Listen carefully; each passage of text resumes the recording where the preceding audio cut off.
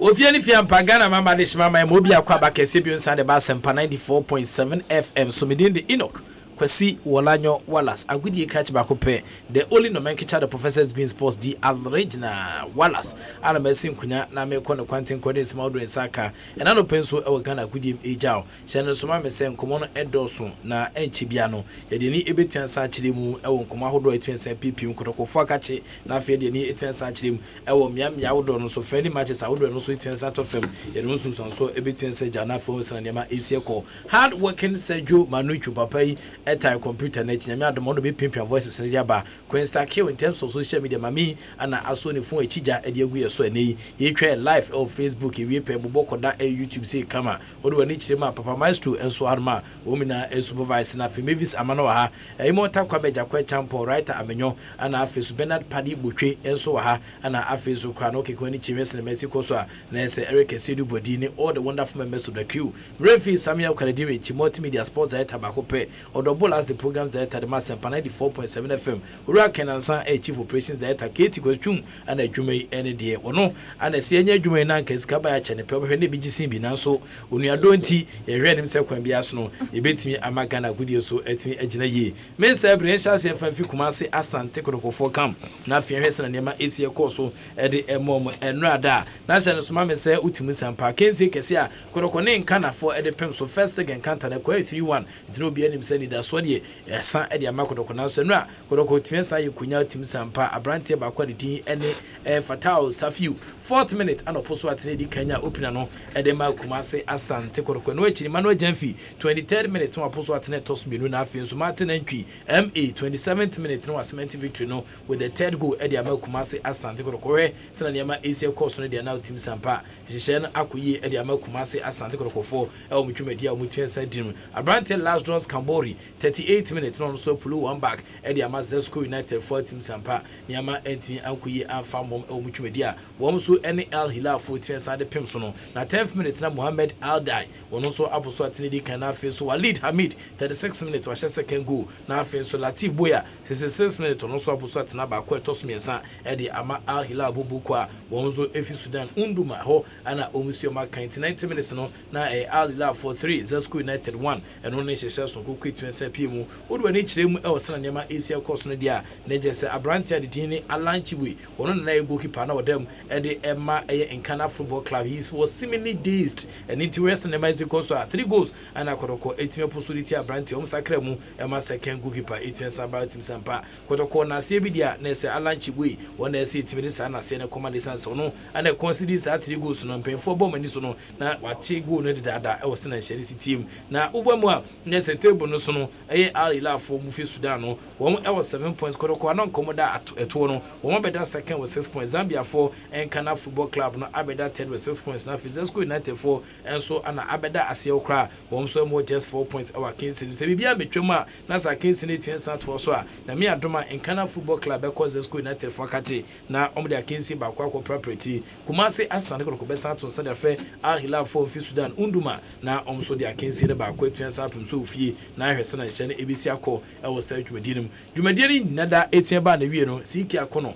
former Blasters captain now the head coach for Kumasi Asante ko papai na nije echen buni a wawonta ne nkomuni. Trying our best. I mean, we'll keep on doing what we believe in it. And last time we went to Nkana, we were backed by 3 goals, and that was our worst game so far. And again, criticism in the direction of us not having the chance to qualify. Today we won 3-0, which even though we won 3-0, we won 3 without conceding a goal, and that is very, very important for me and my boys. You know, anytime we try to protect or defend very well, most of the time the opponent gets a goal, and we were able to score 3 without conceding. That is a very, very good sign. We have the next game coming on, and we'll see how it takes us. we any nkoma CK Akono 12 March 1974 wadi 44 years and something one on the head coach Edema Kumase Asan go after the game and on this ankomo 18 giant yes I do must ko re che hwese na nema esi kwa mi bonsu and so a very inspired midfielder I don't know so 20 century mu ko kodenten Edema Kumase Asan go kwa me onsu hu akensi the same the playing body each and everyone put up their possible best and we got this maximum point so we are very happy at this very moment. But what I want to say is that we just have to just enjoy this very moment and forget about it and think about the next game, which is more even important. What does this do to the team's confidence going into the game next week? I mean, it's always good to win, to get the 3 maximum points. You know, it gives you even you know that. I mean, you go into the next game with that kind of confidence, knowing that you're coming from a win, and it helps. It helps actually. Your form, your play is something the fans are in love with. They just love everything that you do on the pitch. Personally, how does that make you feel? Well, it feels good. I mean, to make the fans happy. But my main motive is to help the team to win. And the rest is just bonus. So I'm happy, each and everyone, they are happy. And also they are supporting us and they should keep on. And yeah.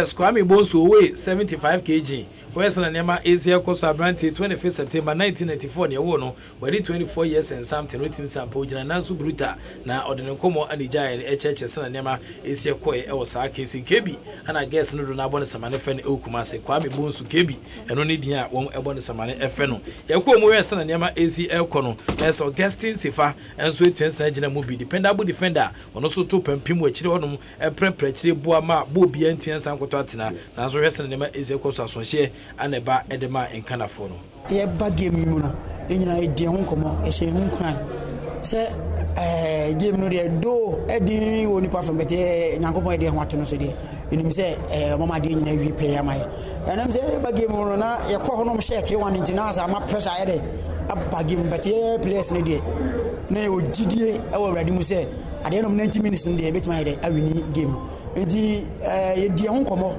say 90 minutes na emma na wiye no na ye ne nkana head to head e de beat you say the be ye be move to next match after match and ye pon match na te say Al Hilal and so Ashes Zesco 3-1 and Nyankopon adma na wo hwese ne ye ne Al Hilal so ye de e babo Baba Yara Sports Stadium Empire na say ready say until nim che na at the end of 90 minutes no you call on share 1 na yentimi show more than 1 said be at the end of 90 minutes na and I say e be do calculations me no so head there between.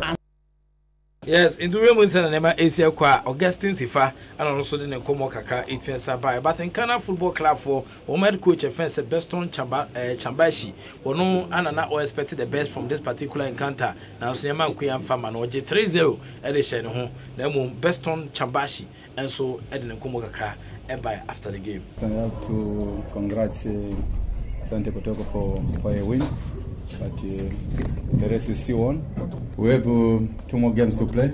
I think this one will say, yeah, it's bygone, so we have to look for another game. Yeah, for sure, at least we lost the game in the first half. The goalkeeper did schoolboy errors, which you cannot accept in this tournament like this. But it's a game we cannot cry on. Or what I can say, our game plan was destroyed in the first 20 minutes. Otherwise, you have seen the way we came out in the second half. We played very well, and also Kotoko, they used their chances in the first half, and that's how the game wins. So what can I say is we're looking next to the next game.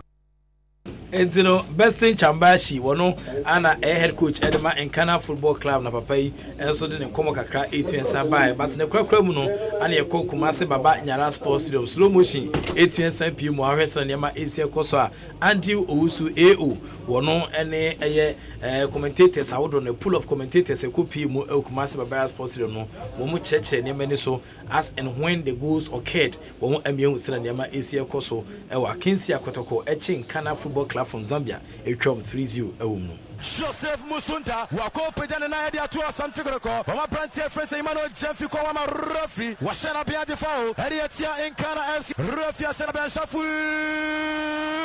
Goal! Asempa FM. Amazing.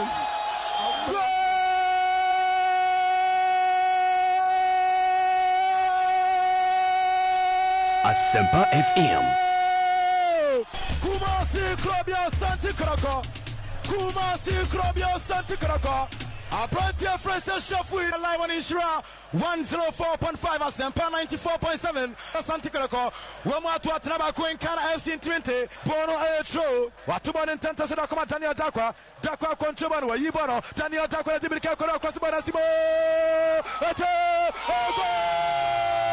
Asempa FM.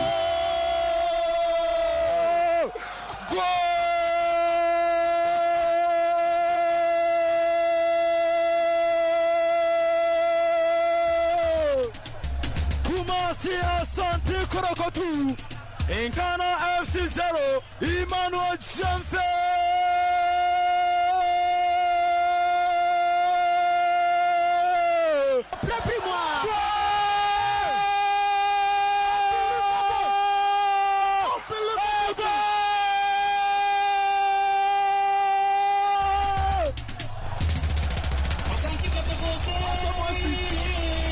Asempa FM.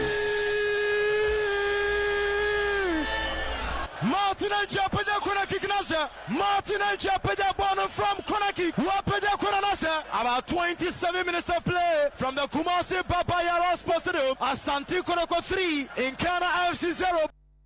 Enten Fatal Safiu, Emmanuel Jamfi, Martin Entry, and I say Andrew Ous, your commentator on the blog, or they live commentary 18 say Jai Church and Yama is your course. So I was against him. You and Tito supporters, you know, and I say the most controversial supporter, El Kumasi, or no, and a Dr. Kwamichi, and a Dobano. Na ochese a day before the game no Siki Akono e kanhwe o tintim nim sem de gun krata so de jam 24-10 to do no after garon team to us bio say head coach Emfama Kumase Asante Kotoko Ntisedu e de hon komo eja se de o support to Siki Akono o twa ne purusin esan se waya de pa Kotoko management e so munya abutwa Siki Akono problem ni nyina aneda 10:30 to 11 Siki Akono koresa wo de kwasate Kotoko or the Sakura, Georgia Makuna Bungu Japan, first Sicila, and Nana, and some of my catcher doctor, and Buamo.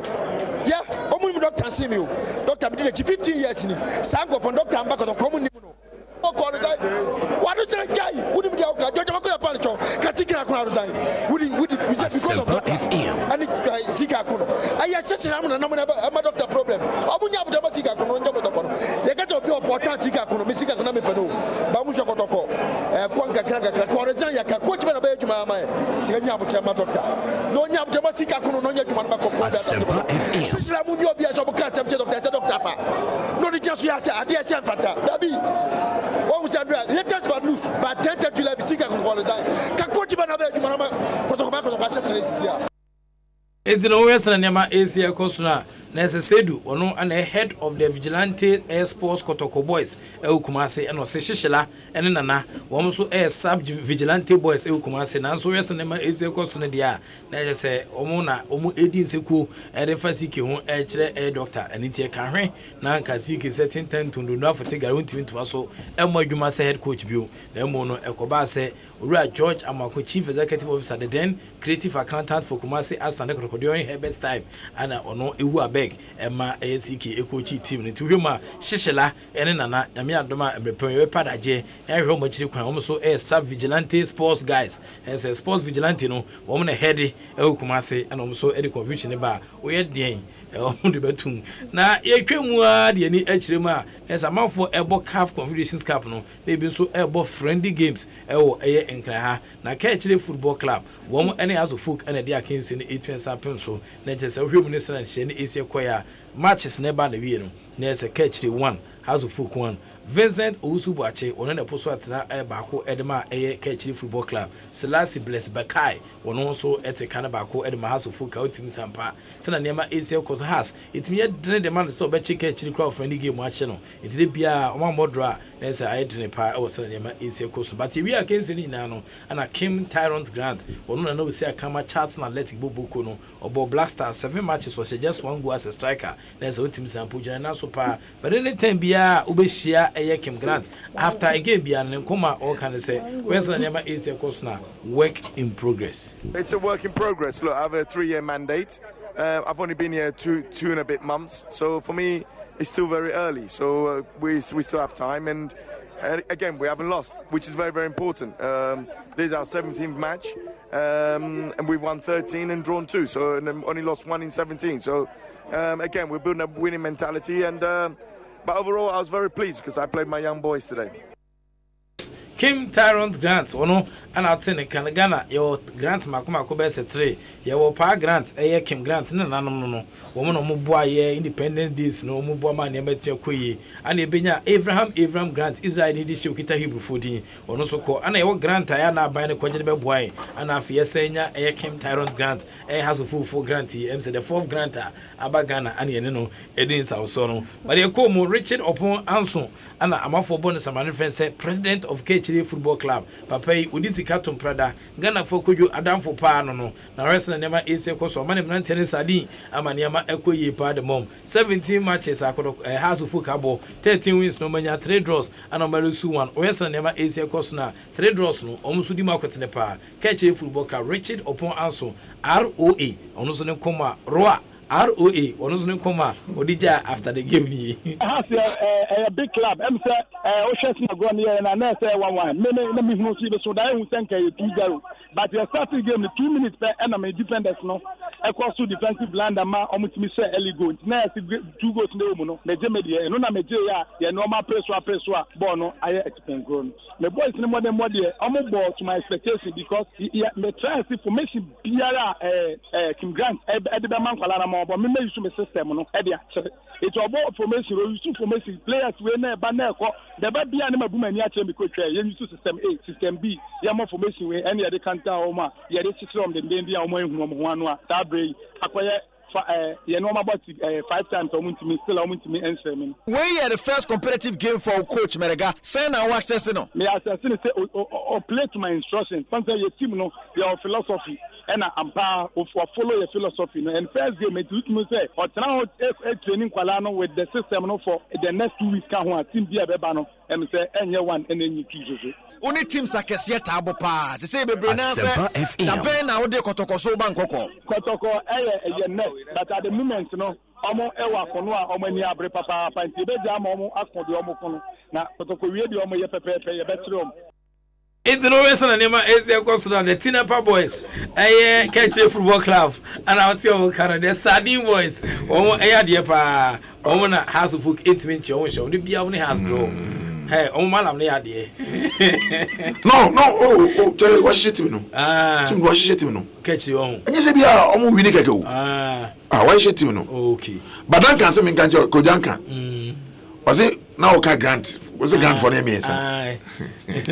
Odia be kan na. Was it play we very Shabu grant. Shabu grant is my bobra.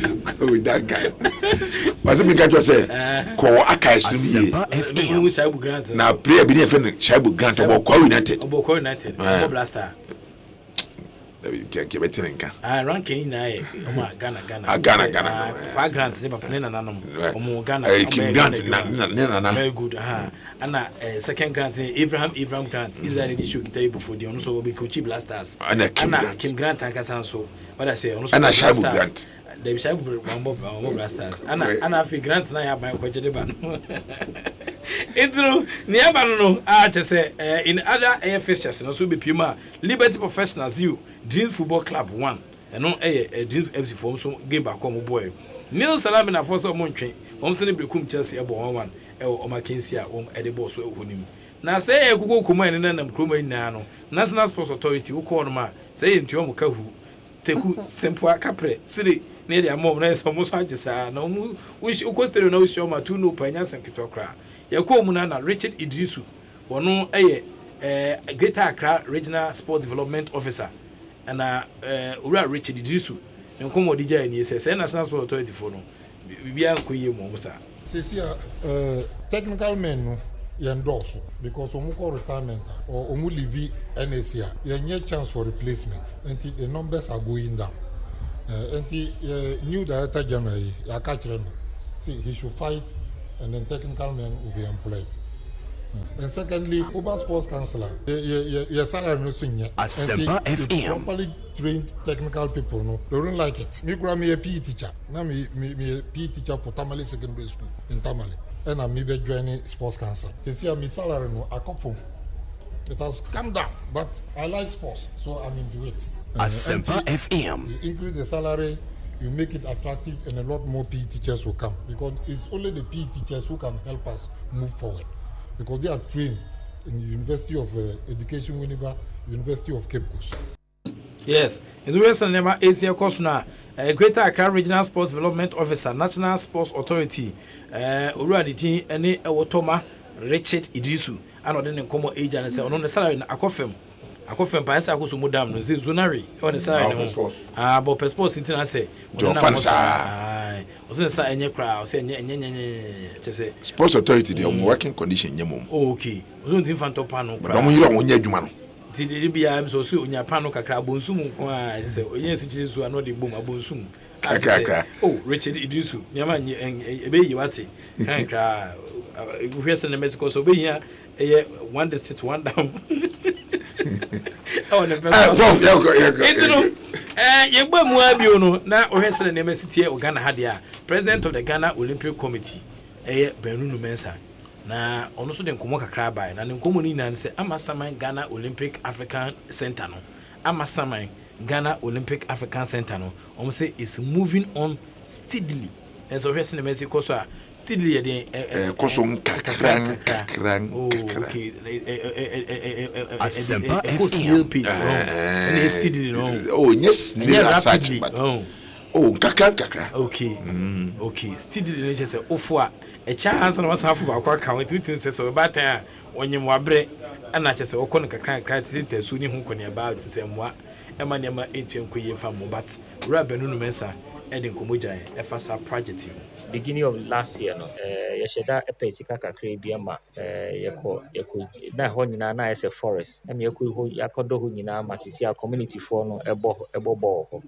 Anoka for promise and say, as and when the project starts, on between my and $1,000. It's the drawings, GMPs, so in your discussion now, also a prince will say, on the board, I best support it. Then I make earlier on Nancy ministry used to say, on person near what must be to me. But was all these discussions and I say, funny, I pay a cost. Yes, it's Kaka cry one, at the end, a bit me. Make us last week, no, and I be a go post. Football field, goal post, any netball post, any volleyball post, omoko deliver our site. And sometime next year, no, next week, no. Say who follow your bones, be our MCCC post na instead community no mobile center hono. Now, if baby I designate as the football field, no, a bit me shift to omako no mobile. Yes, in the Western MSCT, Ura Benunu Mensa, Onona Ghana Olympic Committee, chairman, and our president, and our president who can chairman. What is okay? The president there. I was saying okay. Also saying chairman, president. So only Ghana president, president. Fine for the president. Now, when you name the two Mr. normalization committee. Okay. Now, normalization committee say, Oma Mobon, the home first normalization committee, Omo Yadia Pa. The Nipa Bako no so Edia Basse normalization committee Yadia no. A Stone Boy.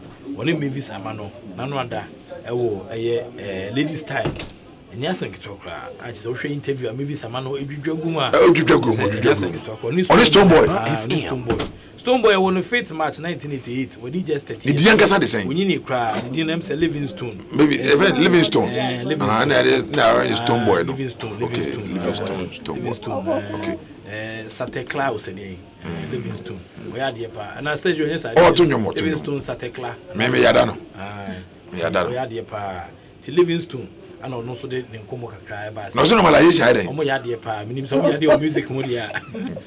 You know, me dem empire born say local league. They be say you train EPL na there dem empire born pa say that every film no ma back instantly. What I say is say I pray say you local league maybe to my very very interesting. To say they are now TFS first no. So we be something about EPL now I say who the Madrid go too far. I mean so hana me EPL. Oh, and I'm who say the amount for Herald behind it now. I always would wish say when we're going up now there was so much energy ideology behind the local teams, you know, Kotokwana every day. You won't say they're going to make me say things will. It will just say with FIFA intervention, we are or the normalization, but let me abuama, ye new master. Medasi say any and I select here Omobuta and say they want to ratify, they want to solve the problem. You know, that is the key. We all hope say be fine because I'm to one among at the whole committee say restore back, you know, sanity no na yemfa and no as a man for who are energy in the side as a basro. Assuming say started qualify could be winning or every weekend though. Because we wouldn't have any option than to support. But you see, Pacho say, let's not be the people who always support when it's glittering, when, you know, and when it is not, then we are trying to step out. Yes, Stone Boy, Livingstone, Nathan and Castle didn't come up and see you resting in Mexico, normalizing come to Moya. I'm some of music. Western in Mexico. So support to Western Mexico. Stone Boy or a song singer, and a song writer, and a song entrepreneur. No, and our Western Mexico, so dance hall, no, or more Western Mexico, what did you come up to Western Mexico? So I'm saying, I'm coming to Maya dance hall. And you know, in Coma, Stone Boy, so Eddie Abijay, no. It's the best I could do. Now, I mean, I don't send Commodity Bibrina, and I was sadly I cannot toss from that. I feel it's in your easier. You know, when I say you are say, you said to me when you are say, I will say you teach it to me when you grab you as a